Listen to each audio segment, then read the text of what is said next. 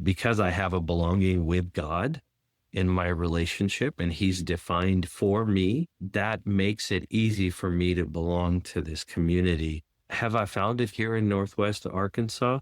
Yes, yes and no. And I would say that I have found community, deep, genuine community at Bentonville Islamic Community and beyond. I found neighbors who know my name and my family.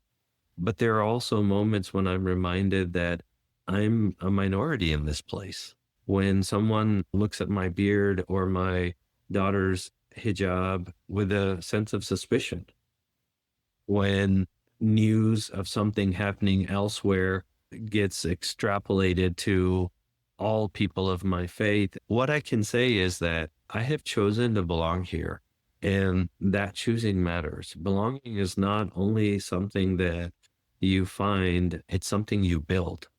And I've chosen, along with the 1,200 plus Muslims in Northwest Arkansas, we've chosen to belong here. This is home for us.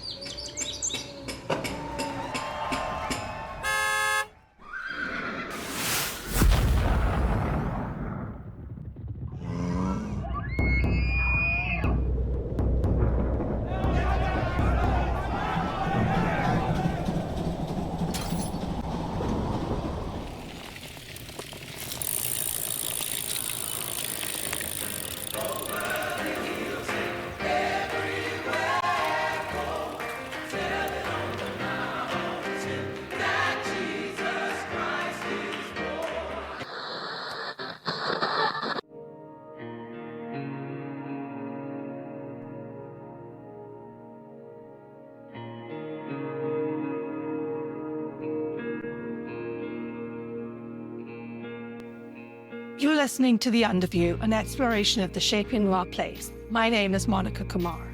Season 3 has taken Mike and me into homes and sanctuaries and fellowship halls across Northwest Arkansas, sitting with pastors and priests and deacons, tracing how faith takes shape in our region of the American heartland. Today we're going somewhere we haven't been yet, but that's imperative to understanding the ever-evolving landscape of Northwest Arkansas. This is part 1 of a 2-part conversation with Shahid Sheikh, president of the Bentonville Islamic Center and highly engaged local business leader and community builder. We had the privilege of sharing a table with him to engage in an unhurried, nuanced conversation. And now we have the honor of being able to share it with you. Shahid didn't just describe the Islamic faith and his faith practice. He shared his journey into it, and he invited us to walk alongside him as he shared the way Islam grew within him as he navigated becoming an adult and discovering for himself what it means to be a patriotic American and a faithful Muslim. He shared about 5 daily prayers that structure a life with God at the core without exception, and with no time off from the faithful practice of connecting to internal faith. And he shared the historical journey of how a handful of families went from praying in garages and rented hotel halls to building a mosque to belong, both literally and figuratively, in Bentonville, Arkansas. Every nuance and question about nurturing belonging as a person with faith sit at the heart of this season. Indeed, it was my motivation for taking on Mike's generous invitation to co-host. And in this episode, Shahid will share the brightest and clearest personal interpretation of what it means to practice a faith and belong to a place. Part 1 of this conversation shares where we started, with faith, with family, with what it means to be Muslim, an American, and a neighbor in Northwest Arkansas, all at once, with conviction. Let's get into it. Welcome. Today, we have the privilege and honor of sharing our table with Shahid Sheikh, who is the president of the Bentonville Islamic Center and of the Muslim community here in Northwest Arkansas. Shahid, thank you so much for being here with Mike and I. Thank you so much for having me and giving me this opportunities. I am humbled and I'm very appreciative, Monica, of you and Mike both for giving us an opportunity to just speak to each other. Yeah. And learn from each other. Well, Mike and I have had so many conversations about this, and we feel so humbled and honored that you're here. And yes, this conversation is something we've been so looking forward to. As we start, We'd love to just have you introduce yourself. Where are you from? How long have you been in the region? How do you and your family just contribute to the general community life in Northwest Arkansas? What does that look like for you? Yeah, so that's a great question. I'll start with on my end, and I share with people because I think it's important that I'm first and foremost, I'm a son, I'm a father, I am a brother, I'm a husband. I have four beautiful kids that I'm raising in this, trying to raise in this community in Northwest Arkansas. I'm a proud Muslim. I'm a proud American, and I am a entrepreneur and a businessman in the community. I've been blessed for over a decade now to be able to create jobs in the area, to help those that are in need, and at the same time, just enjoy life being in Northwest Arkansas. And currently, I am serving, as you mentioned earlier, as the president of the Bentonville Islamic community. And that's a role that I cherish more than everything else because ultimately it connects me to the thing that I'm most passionate about, which is my faith and how that comes to life in my personal, my professional, and my communal life. So, yeah. That's a really beautiful segue because I think about into my next question, because I think about a lot of people in Arkansas, including myself until very recently, and really through the Bentonville Islamic Center, we rarely get the opportunity to have an unhurried conversation with a Muslim person about your faith traditions and what you believe. So can we just start there? Can you share who you are as a person of faith? How would you introduce your faith to someone who genuinely is curious and maybe knows very little about it or has one very specific lens that they've learned from the media or from books? Can you give us a sense of that? Yeah, so I think one thing I would tell you as a Muslim, which I always try to tell folks that don't introduce yourself to Islam based on what's on CNN or Fox or in your social media feed. And I invite folks to come to the mosque. I invite folks to go to lunch and go to dinner and just chat. And for me, introducing Islam to someone maybe who has not heard more than the sound bites on media, for example, Islam we believe is a continuation of the Abrahamic faiths with Christianity, Judaism. It is not something new. It is not something different. There's more that Muslims and Islam have in common with the Christians and with the Jews and with Christianity and Judaism than we would disagree on. I would say that in my experience, I would say probably, well over 90% of the principles and the general day-to-day actions and the way that we live life, it's the same. And we have more in common with that. You know, the oneness of God is a priority, the Shahada, acknowledging that there is only one God and no other God to be worshiped. He does not have any spouses, any partners, any children. It's just one God. And I think that's, if you were to say, when at its core, if you believe that, then you are a Muslim by definition. And something I like to help my non-Muslim friends understand is that Islam, the word Islam translates into peace through submission. And so some folks are like, well, what am I submitting to? Who am I submitting to, right? And as someone, a Muslim is anyone who submits to the will of God, the creator, the one entity, the one being who's all powerful, all knowing. When you submit to that one entity's will and you live your life day to day according to that will, then by that definition, you are a Muslim. So when I say I'm a Muslim, the only thing I'm saying is that I submit my life and my choices and my practices to the will of my creator. And so that makes me a Muslim. And because I've submitted to his will, who's all knowing, then I know that I'm going to find peace. And the way that I find peace when I submit to his will, I find peace in Islam. So that's literally, so a Muslim in Islam, Muslim is a person who submits to the will of God. Islam is finding peace from having submitted to the will of God. And that's the pursuit of our life from birth to death as Muslims. That's beautiful. It's so beautiful. Yeah. And not a message that I have heard ever, I think, and never presented that way. So thank you so much. You just blown me. And we just started. So we started this conversation and you shared about how important it is to be personal and share about yourself. So we would I would love to hear, and I think our community would love to hear. Can you share about when your faith became personal to you, and what did that journey look like, insofar as you're willing to share about that? Yeah, yeah. So I think my journey in my faith, I think there's three points in my life that sort of really resonate in my mind as I look back, where I think faith and my connection and my relationship to God really is emphasized, and I'll share those.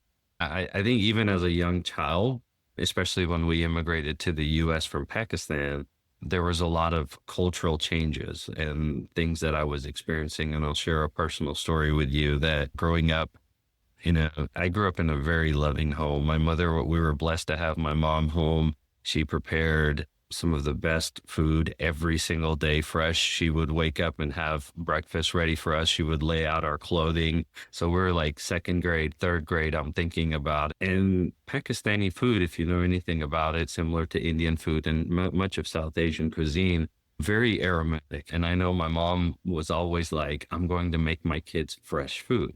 And so when she would make fresh food in the morning, I kid you not, like it was delicious. It was amazing. I loved it. But the odor, that the smell of the spices and the curries, that would stay. And so when you're showered and you're ready and you've got a fresh pair of clothes that you just put on, and then your mom's making fresh breakfast, and our breakfast is not a bagel and cheese and maybe a peanut butter and jelly sandwich. It's curry, it's rice, it's biryanis.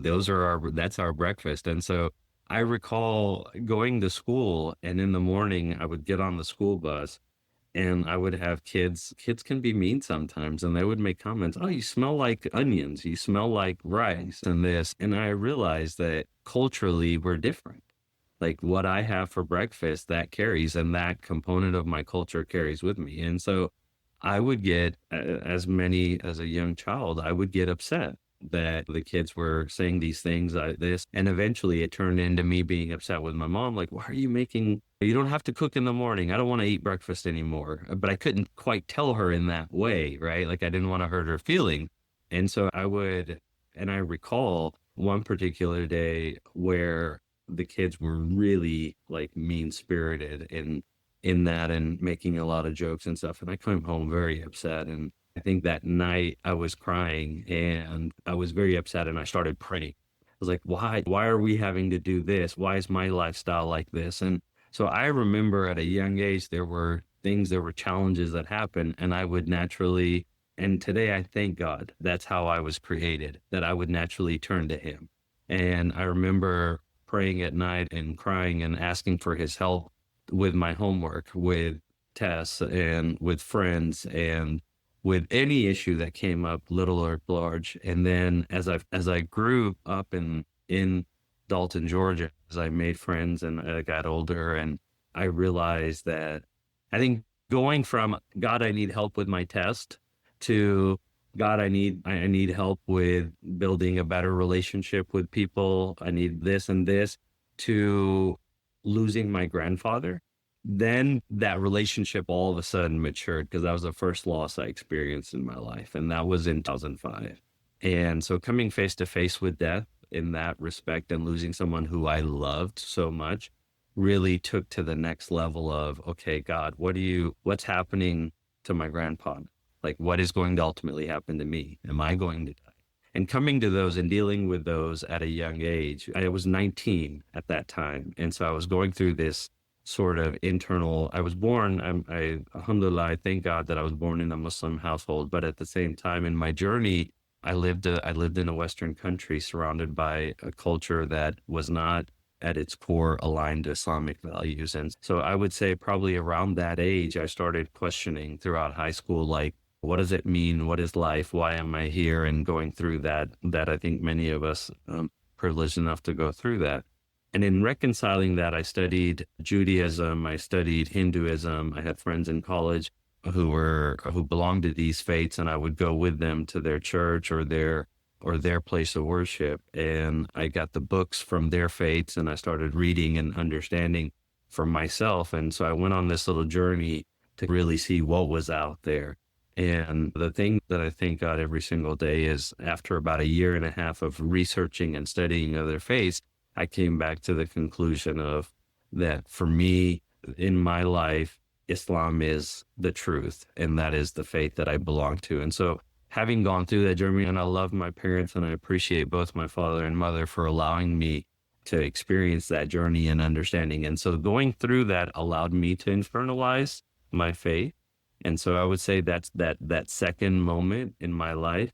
And lastly, the third moment for me was having my children and trying to find a place for them to belong.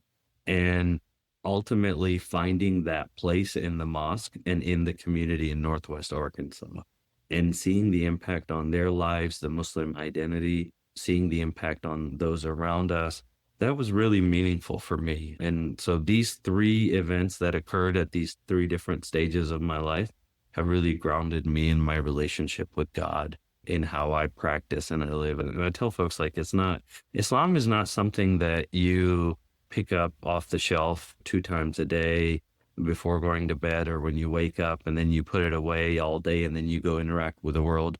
Islam is something that for us, it's 24/7. We live by it. We try to live by it in everything that we do, every aspect of it. It's not something that I can put away because I'm at work.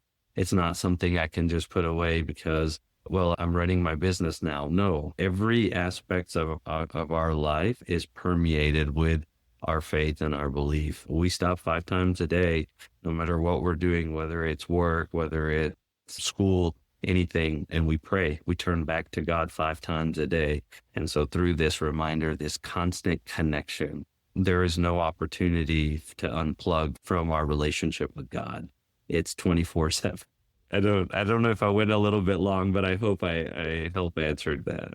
No, that was amazing. And I don't want to speak for every South Asian or every Asian, but I don't know anyone who has not had, for me, it was like the samosa versus the sandwich story. Like at lunch, like you would get samosas and everyone else has like a PBJ sandwich or something. And it's so funny you mentioned that, Shahid, because I would pray to God for 2 things. I would pray that 1, I would wake up white, and 2, I would wake up not smelling of curry and spices and could go to school with a sandwich and not like biryani or not halal or samosas, because that was like a lunch favorite. So that just resonated. Love samosas. Oh my gosh. And now every one of my friends was like, I can't believe you would rather have a sandwich than a samosa. Yeah. You know, you talked about the connection between being someone of Jewish faith and then Christianity and how close those roots are to Islam. And I recently learned that Jesus is very honored in the Islamic faith. Mary has a chapter in the Quran named after her. As we move into the conversation about, and I really want to talk about your center and how that sort of is a part of the place and sense of community in Northwest Arkansas. Can you just share a little bit more about that lineage and how that impacts the way people of your faith show up and build connection? Yeah. So yeah, definitely. I'm glad you hit on that. And Jesus, peace be upon him, is very important. His mother, Mary, is very important in Islam. I think one thing that often people of Christian faith, especially, I think they get surprised by is that we admire and we love Jesus, peace be upon him. We, as Muslims, we believe that he will return and he will lead us to the right path.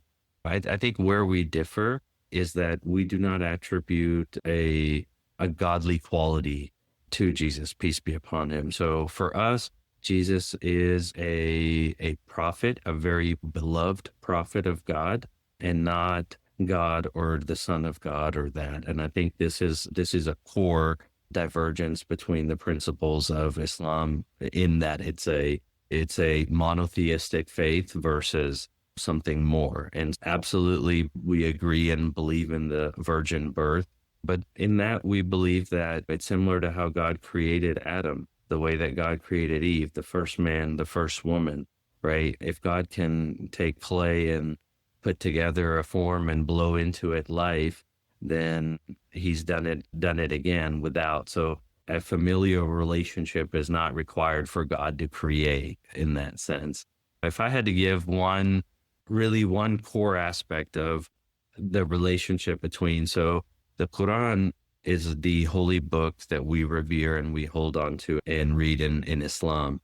the Christians would have the Bible, for example, the Torah. These are books that we believe in. As Muslims, we believe in all prophets, Abraham, Moses, Jesus, peace be upon each one of them. And by the way, when I say peace be upon them, that's me showing respect for their role and for who they are. And so it doesn't matter if it's our prophet or not. Prophet of God deserves that respect. So when we add peace be upon them, that is our etiquette for showing that respect.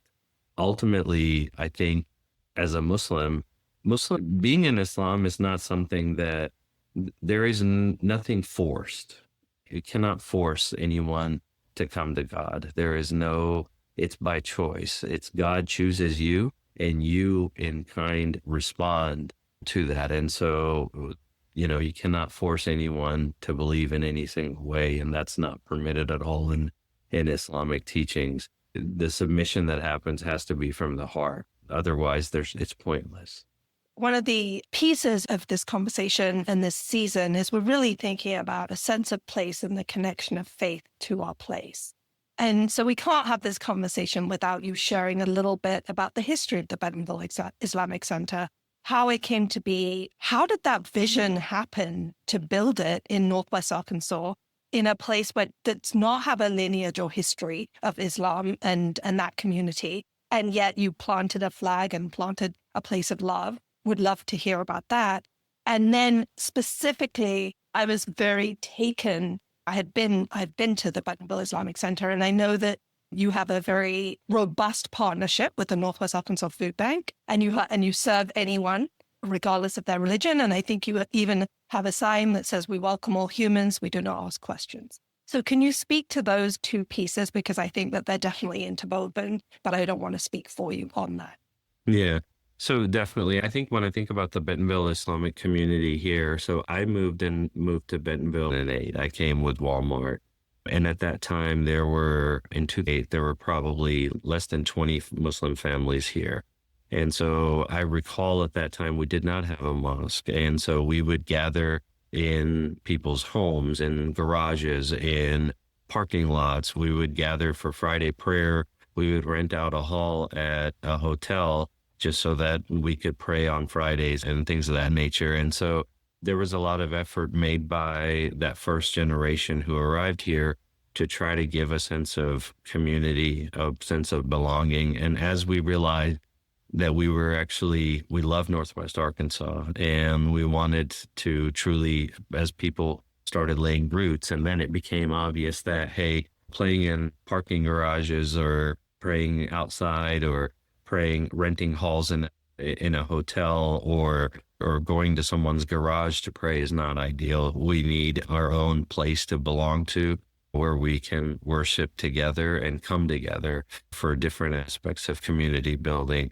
And I think that aligns with the history of the Muslim community in America. That's how we come in. Someone comes in and then they look around and then they start connecting with people who look like themselves and don't look like themselves, who believe like they do and don't believe like they do. And that connection is real. And I think Bentonville is a beautiful story in that respect. So I thank from the bottom of my heart to that generation that first arrived here, the first 5, 6 families, and for them to have the wisdom and the passion that, hey, we need to build our own mosque. We need a place for us to gather and future generations to gather. And out of that, basically everyone pitched in donations and funds, and we purchased an old house and renovated it and turned it into today where we worship as the Bentonville Islamic Center. And it was very organic. And so we don't really prescribe to go to a bank and get a loan and build a mosque, right? From that perspective. And so everyone contributed and gave, and we raised the money that we needed. And I'm proud to say that the Muslim community in Northwest Arkansas is very blessed. We are an incredibly diverse group of professionals, very successful professionals, engineering, medical, doctors, nurses, business owners, people who have given back to this community, I dare say, more than they've taken. People who feel a sense of responsibility to contribute as net contributors. and not necessarily as someone who's just sitting back and enjoying the fruits of other people, others were. And for Northwest Arkansas, especially, one of the things that I think about, we're in the process now, we've outgrown this mosque, and we're in the process of building a new mosque and community center. And I say mosque and community center because for Muslims, the mosque is not just a place of worship, it's a place of gathering. During the month of Ramadan, we all come in the evening and we open our fast together. We pray. We probably spend 6 to 8 hours a day in the mosque together, socializing and praying and working. And 5 times a day, there's brothers and sisters in the community who literally, they start their day at 4:30 a.m. with the morning prayer, leave their home, drive to the mosque, come in, pray, 15 minutes later, go home, get ready, go to work. At 12:30 p.m., they stop, they take their lunch break, and they drive back to the mosque. And they come in, and 15 minutes, they pray, and then they drive home. Then on their way home, 4:30 p.m., 5 p.m., they come back to the mosque, 15 minutes, pray in congregation, and then leave again. And as sunset happens, they come back to the mosque, and they pray, and then many of them will stay until the night prayer around 10:30 p.m. So like right now with the summer hours, we're starting at like 4:30 a.m. and around the clock 5 times a day. Many Muslims make that trip to the mosque as a point of center. And so even the act of driving back and coming back to the mosque is that connection with God and that relationship. So the mosque and the masjid, or the masjid, you can use it interchangeably, are really central to the life of a believing Muslim, a practicing Muslim. It's a place where we welcome non-Muslims to come and engage with us. We open and we welcome. There's nothing, I think sometimes if you go based on what's on the media, unfortunately, they make it sound like it's some sort of a scary place where you're going to be possibly brainwashed. And it's no, like, we welcome anyone and everyone who wants to come. I apologize in advance. We don't have pews. We don't have chairs. We have a few chairs, but it's very humble. It's carpet on the ground, and we worship praying on the ground. Often if you walked into a mosque, you would see men and women just sitting on the ground together, gathering, either drinking chai or because we do have a big representation from the South Asian community here. If you look at the makeup of Northwest Arkansas, we have Muslims from, I think we're well over 12 different countries. And regionally, if you think about across the globe, Pakistan, India, Bangladesh, Jordan, Saudi Arabia, Africa, multiple countries from Africa, Sudan, for example. We have in Eid gathering, Eid is similar to what would be in the Christian faith, like Christmas, for example. It's a celebration to that level. In that gathering in Northwest Arkansas, it's one of the most diverse gatherings you will see. And people from each culture, from each country, they wear their clothing and they come in. And it's one of the most beautiful things to see because you see such beauty and differences in culture and the expression of that. But they all unite as one, as Muslims, in believing in one true God.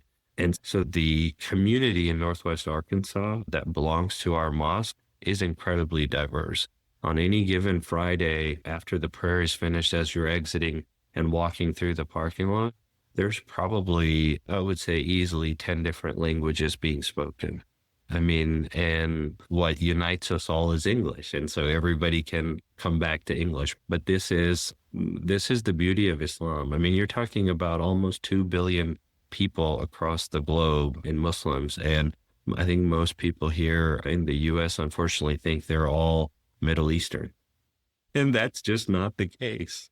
If I'm someone who genuinely is curious about the masjid, about the mosque, and you said that you're welcome to come in, tell me what that would actually look like. Like, I'm a listener right now, and I'm thinking, I actually would love to know what a Friday at the mosque is like. I would love to go in and have a samosa and chai with someone there and have a conversation. And I think that sometimes the invitation is there and the journey is unclear. So can we make that clear for people? Yeah, absolutely. So if you were to go to Google, for example, and you searched up Bentonville Islamic Center, our phone number is there. Our website is there. You can email us. You can call us. When you make that phone call, my phone number is one of the phones that it forwards to. Our imam, who is similar to a pastor, for example, the religious leader, the expert, so to speak, in Islamic teachings for our community, that phone rings for him. And so when someone contacts us, it's mostly by phone. And so I answer the phone and we have a conversation and they say, hey, I'm interested in learning more about Islam. Could I come in and have a one-on-one discussion? Absolutely. Let's set you up an appointment, a time with the imam. If you just want to meet some members of the community, you're welcome to come in and do that. If you just want to come in, you don't really want to talk to anybody, but you just want to observe, then you're welcome to come to observe. We have 5 times a day we pray. I would recommend for them to come in the sunset time, the evening prayer times. That's when majority of the community is there in congregation. You're welcome to come to a Friday prayer, for example, and sit at the back of the room and just sit and observe, stand and observe, whatever makes you comfortable. We only ask is that we don't wear shoes inside. So the most inconvenient thing you might be faced with is having to leave your shoes outside. But other than that, you're welcome to come in and just observe. And when you're finished observing, you want to have a dialogue and you want to ask questions, come and talk to me, other members of the community, to the imam. We'll set you up a time where you can do that. We have free resources, material available. If you want to come in and read that and, well, what's really going on here? You're welcome to come in and take any of the material and read it and look at it and then ask questions. We have weekend classes. We have a new Muslim program to help educate. Just, you're welcome to join. And then the beauty of it is that you can come for 5 minutes. And if you think, hey, this is all I can take, no problem. We'll see you next time. Like if you want to come and our session was an hour and you're saying, Miss, I've got so many more questions. This class is over. Are they trying to hide anything? No, we'll stay over. We're happy to meet with you one-on-one. We're happy to extend you. We'll invite you for the whole semester if you want. You're welcome to attend. So it is really the engagement and the relationship with the mosque and with the Muslims all depends on how much you want. And whatever you're ready for, we will meet you and provide, God willing. Thank you so much for that, Shahid. That question was sitting with me because of earlier you had made a comment about the media will sometimes shroud a mosque or a masjid in mystery. Mystery can be unknowing, and unknowing is scary. And so I wanted and love that you were so explicit about what that invitation looks like. So thank you for that.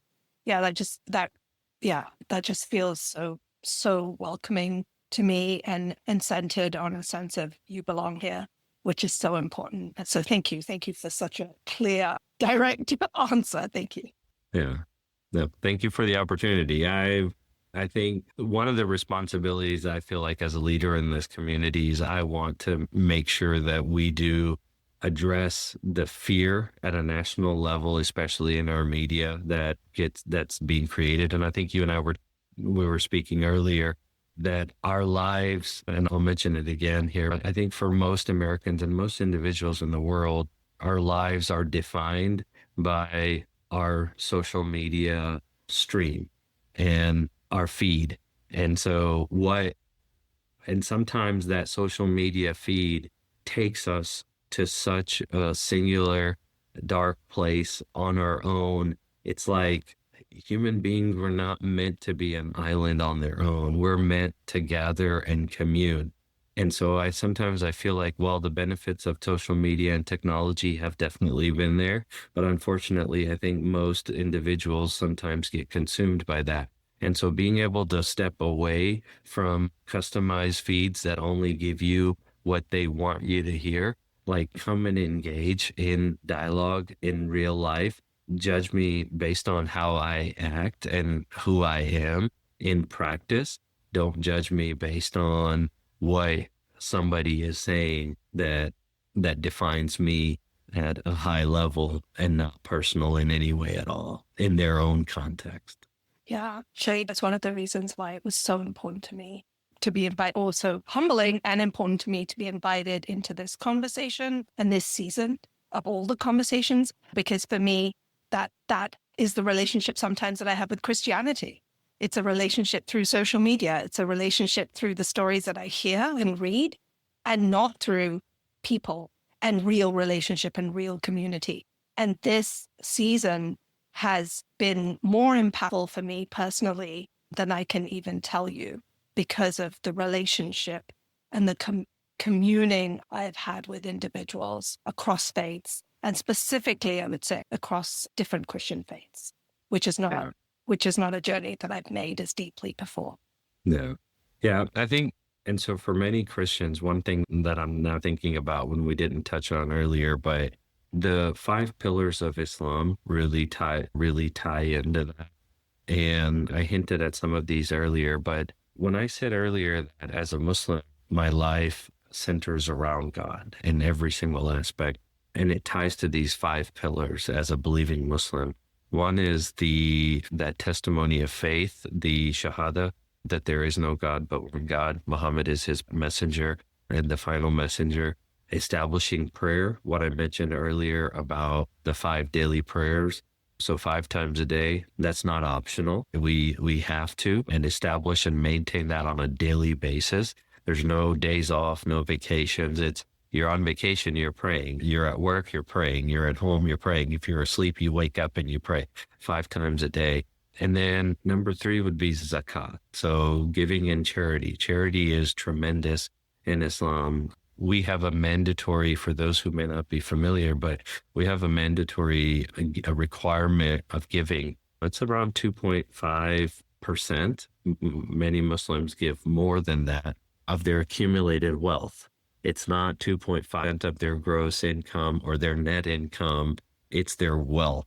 And so when we say 2.5%, that means if you've stocked up, if you've been blessed to have cash in the bank and gold and jewelry and multiple homes, well, the 2.5% is not, well, I have a job that only paid me $100,000, so I'm going to give my $2,500 and I'm done. No, sir, no, ma'am.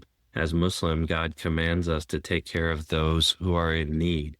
And that the charity that we do is based on our wealth and not based on our income. And so it's far greater. And if you think about, like, from a giving perspective, I've seen some studies that estimate almost $1 trillion is globally donated by Muslims in zakat, in almsgiving across the globe every year.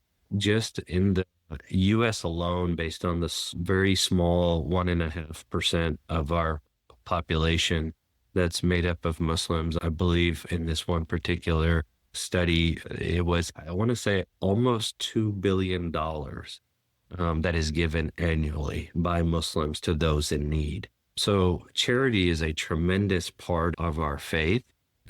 Jokingly, some of our friends were talking about, hey, there's supposed to be a check from the government that's supposed to be coming, and because of the tariffs and because of these other things, and we should see some of that money. I don't think we saw any of that money, but at that same time when this conversation was happening, it was Eid. The Eid celebration was coming up. And part of that Eid, one of the requirements in zakat is giving charity to those who need. Just in Northwest Arkansas, our community came together, and I'm blessed to be able to help coordinate for our community members. But we identified over 40 families in need, and we were able to collect donations from the Muslim families, and we gave $800 to each family to go and spend on food, spend on clothing for their kids. That was just one effort, but there's so many more that happen. And so Islam, when it's practiced as intended, takes the burden off of the government, takes the burden off of everybody, because we as people should take care of each other. So that's really important. The 4th pillar I'll talk about is fasting. I know fasting has really hit the Hollywood scene now, and people are doing it to lose weight. While yes, that's definitely there, but we fast during the month of Ramadan, which is basically from sunset to sundown. And so this blessed month comes one time a year. And in this month, and Muslims fast throughout the year for various reasons and various things as well. But specifically in the month of Ramadan, we are required by God to fast. And so, and it's not just about the hunger. It's no food, no water, no sexual intimacy, being in solidarity with all of those who go hungry, who don't have that. And then to come back and break that fast at the end of the day and then spend the night worshiping until 1, 2 a.m. and then start the day again. And that's requirement. And the fifth pillar is the Hajj. And the Hajj is essentially something that it's a once in a lifetime journey that every Muslim, if they are sane of mind, if they are out of debt and they are financially able to, physically healthy enough, they would take that journey to Mecca in Saudi Arabia and visit the house of God that Prophet Abraham and his son built. And we would perform the Hajj, the pilgrimage once. And it's something that's required a minimum of once in lifetime for those who are healthy enough, who are mature mentally enough to understand what that act of worship looks like and financially able to. So borrowing money and taking loans, for example, is not a good idea. It's not really recommended. So you have to have the means. It's an act of worship for Muslims that involves every aspect of life. So you're physically demanding for you to go out there, and it's 110 degrees in Saudi Arabia, in Mecca. So physically demanding, financially demanding, spiritually demanding, emotionally demanding. So there's every aspect of worship is covered in that pilgrimage. But those are the 5 pillars of Islam that really kind of tie. And we try to embody them in the Bentonville Islamic Center day in and day out throughout a year. So if you come in, depending on what's happening and like where we are, like month of Ramadan, we invite people to come and join us for breaking fast. It's a giant feast at the end of the day. We have a lot of food. People get together and we welcome that. And I think anytime you can sit down and it's, by the way, it's some of the most delicious food you will ever have because families make it at home and it's so good, so yummy. So, Well, I want to talk about the connection. So you talked about being a proud American. You talked about you have talked or at least shared in spirit about being a very proud Muslim. And then you have, I think you touched on being really proud to live in Northwest Arkansas. So can you talk about the relationship between those 3 pieces and how they connect back to the center and your life as a Muslim specifically in the sense of in the place that we live in, which is Northwest Arkansas in the region, and then also how it connects to you being an American, which is a national conversation. Can you speak about the connections there? yeah. So I think when I think about, for example, when I hear on the national level, like, oh, we want immigrants, for example, that are contributing to America and not taking from America only. We want law and order. We don't want crime. We want to move society forward together. We want to have tolerance and we want people to unite under the principles of America, for example. And I tell folks, like, as a Muslim, all of these things are a part of our faith. What the folks that are screaming of what they want, those are all part of our faith. And for example, Islam forbids laziness. It frowns upon taking. Islam and God wants us to work. God wants us to not be lazy, to be productive. God wants us to give back. Someone who has their hand like this versus this, God prefers the one with his hands like this. So don't seek, not to seek a handout necessarily, right? Like be a giver. So when we think about these things, security, honesty, transparency, all of these things that are being highlighted as somehow like non-white and non-Christian individuals don't partake. It's a false narrative. It's not truth at all. And in fact, for us coming to the U.S. as Muslims, and when I say I'm a proud American and a proud Muslim, specifically for me, I love the opportunities that this country gives us. My father may God rest his soul and grant him the highest level of Jannah. Jannah is heaven. May God grant him the highest level of heaven. He came here almost 50 years ago, seeking a better life. And when he got here, he didn't have papers. He was just somebody, he was a mathematician. He was the first to graduate in his town. He was a college graduate in a country where unfortunately a lot of opportunity didn't exist, and he had a family to think about and take care of. So he left into the world. He went to different countries seeking to better himself. And the journey that my father went on is exactly the American dream. That is the journey. Like, you do your best with honesty and to take care of yourself. And so when he came here, he was given that opportunity. He worked around the clock, 2 jobs at a time to raise us and put us through school. He prioritized our education. He saved money to send back to his family in Pakistan and to take care of us here. And his entire life, he just spent basically just investing in us and the future. And what I would tell you is that we take that to the next level because we know the sacrifice that he made being away from his family. Immigrants don't just leave everything to come to the U.S.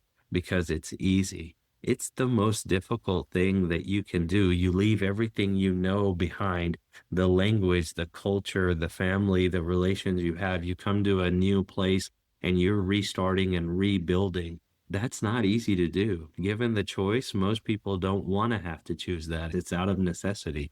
And so for my family, for me, like when I think back to the sacrifice that my father made to get us here, like I went through the college, the education system. I graduated with a bachelor's. I continued and pursued a master's in operations engineering.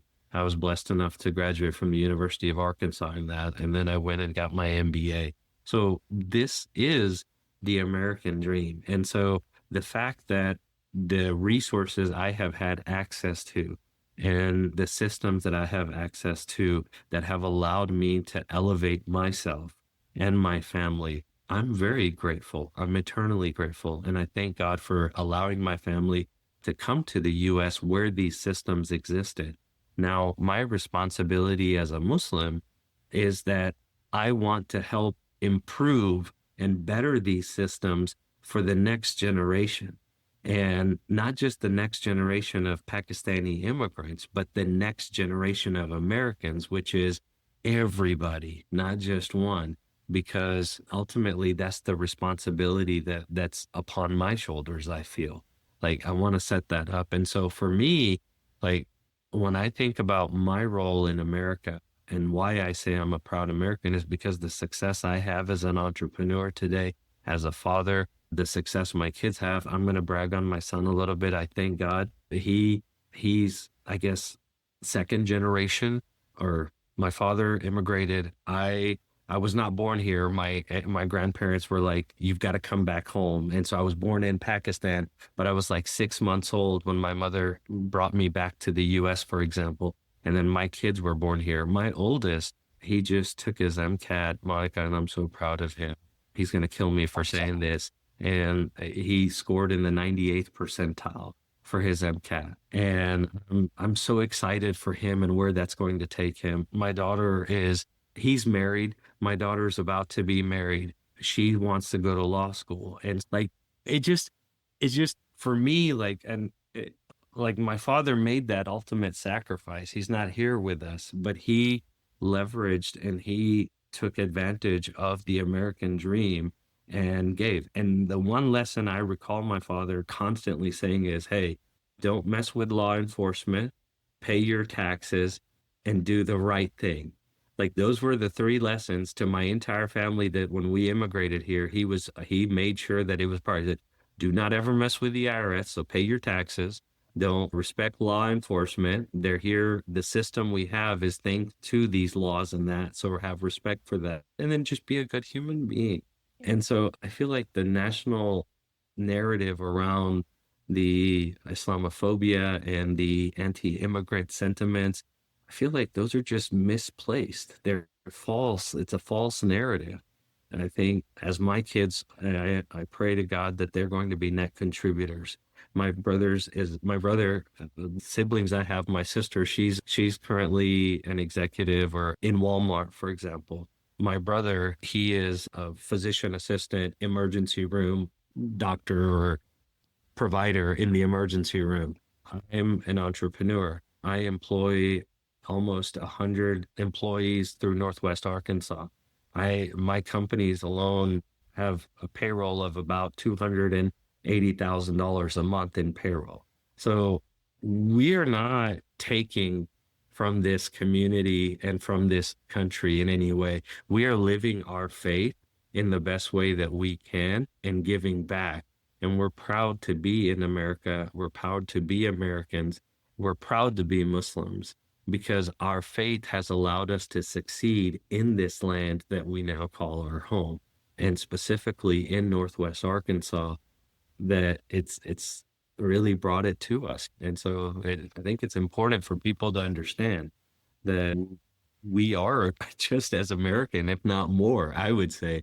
If you look at the tax bill I have, I'm more American than probably some of our political leaders.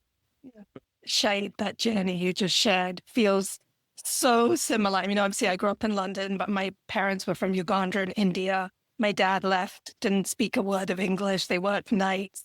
I'm the first person in my family to go to college. I went to law school. So I'm so excited to hear that your daughter is thinking about law school. And if she wants to talk to me, please connect her. And I have a 16-year-old son who is about to enter his senior year. And you're just sharing about the success of your son, mashallah, makes me so happy because I'm like, okay, this is like a scary, like the precipice.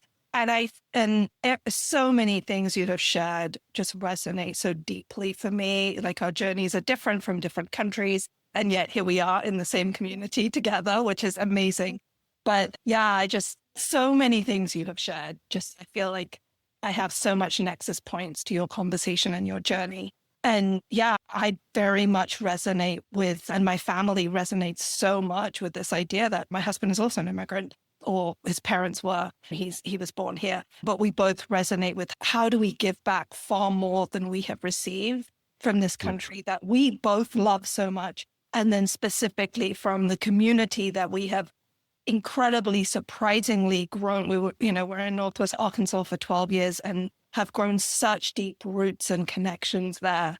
And yeah, when you say I feel more American than in so many ways, I feel like the immigrant story is the American story, and it is sitting in your heart, and it like is rooted. Like America is rooted in your heart because I'm an immigrant. That's how I feel. Yeah. Man, I love it. I love it. And I could see on your face, like we have so much, and I cannot wait to hear your story, by the way, because I could see the emotion and from you, and I'm like, okay, there's definitely a connection there. And ultimately, I think that's what makes America beautiful. Like, I feel like, to me, I'm going to get a little bit emotional, but when I think about it in this way, that everyone has a struggle. There is struggle in every human being's life. And from an Islamic perspective, if you think about this, we believe that this life is a test. God created each and every one of us to test us. And who is greater in faith?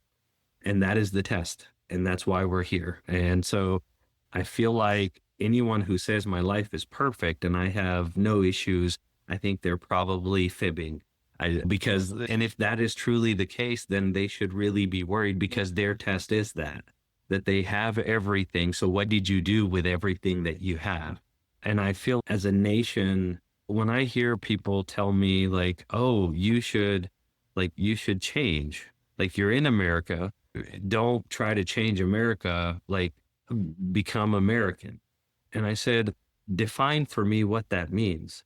Because you living in Arkansas, in the Bible Belt, as an American, what you think is America, if I go to New York, they're going to tell me something else. If I go west of California, the white Americans in California are going to tell me something else. So even in our own demographic of white America, quote unquote, you can't tell me what that means. So, but I'll tell you what it means to me, and I'll tell you what the founding fathers and what brought us to where we are, what it means. And, it means being able to express yourself, the best of yourself, as you interact with all of those around you to help uplift them together. That is the most American thing to me. I can't imagine anything less than that. So, yeah, I'm pro immigrant. Yes, I'm pro helping people because that's what my faith teaches me. We have to lift each other up.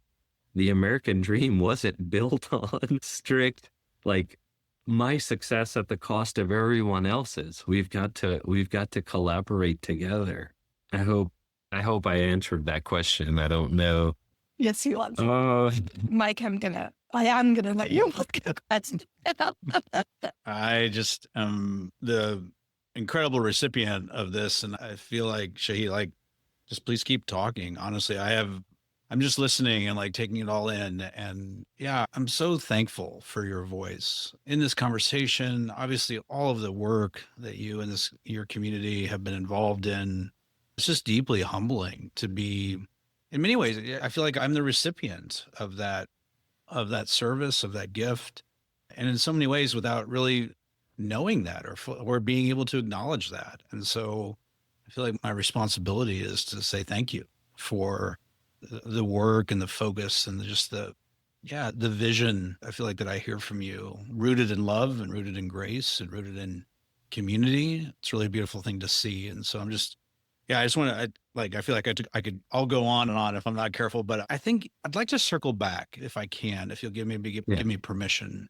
As I listen to you and the work and your presence in this community and the work that your community is doing, this idea of belonging is not this idea. This is a lived practice.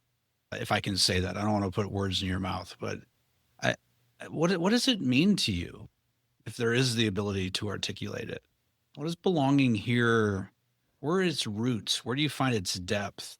What do you hold on to as a part of this belonging in this place?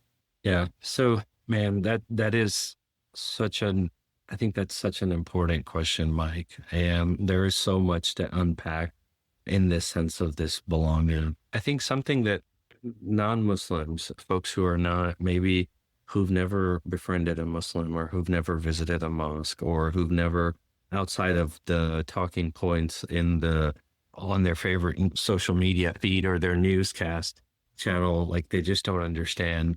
But for a Muslim, like the most important belonging that we have in our life is actually initially it's a vertical belonging to God.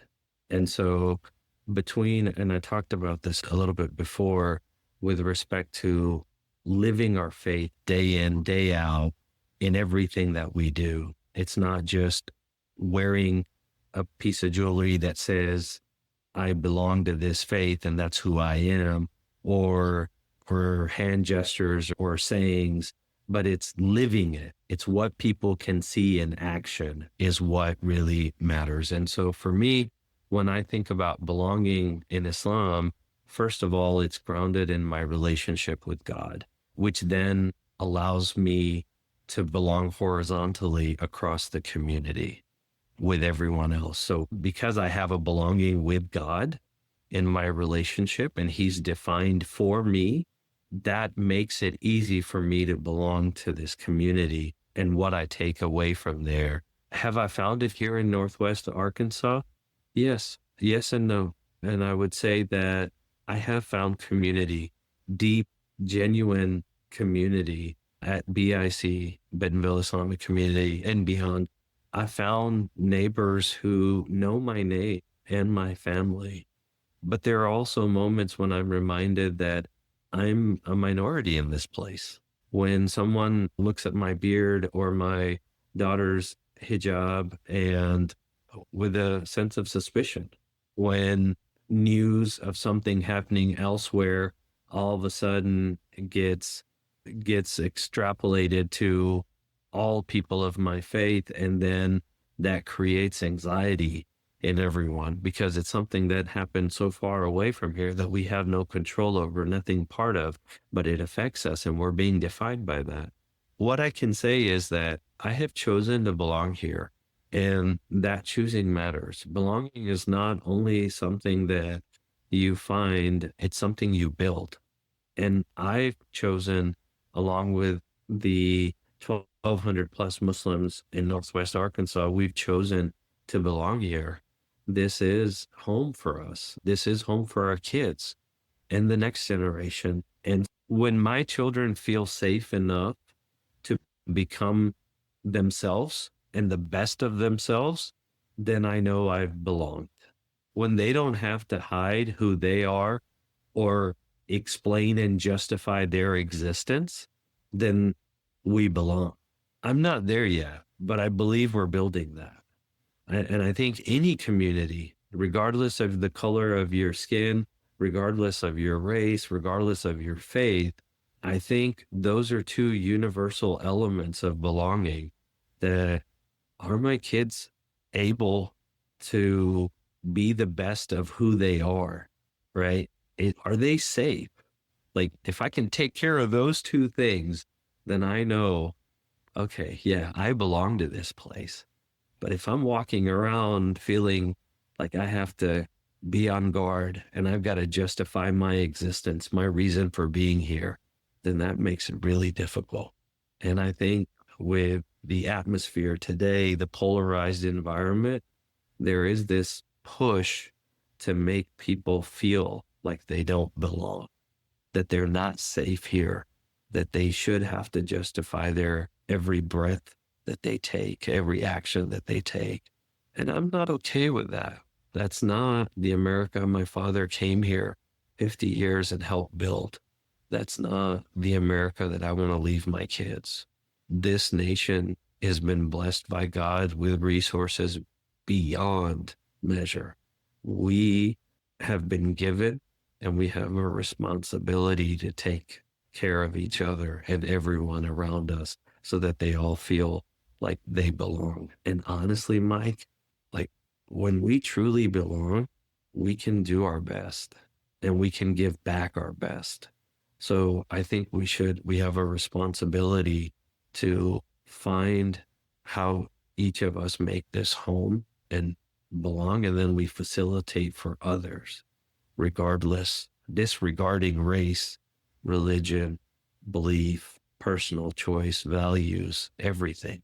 But we've got to help kind of make that. Yeah, I think I'll take that as a sound clip and I'm going to put it on repeat and listen to it, because there's like the words of acknowledging what you just said, right? That, like, I think it's easy for us as a community, as a people, to say, yes, I agree with that. Yes, that is the right standard. I think it's another thing to live it, right? It's another thing to say that this is what's going to orient my life. And I listened to your words, and it seems in so many ways, and these are my words, and you're welcome to redirect me, but it just feels so deeply unjust. And that this idea of what belonging can be and should be, and what the beauty that can come from that is, like, I come from a Christian faith tradition. As I hear you maybe take on the critique sometimes, or often, that comes from our culture about your faith tradition, it feels so deeply unjust, because all of the things that you've mentioned are all critiques of a Christian faith tradition as well. They're not unique to one faith tradition, and yet it feels like a deeply unjust double standard that's been applied from a position of power.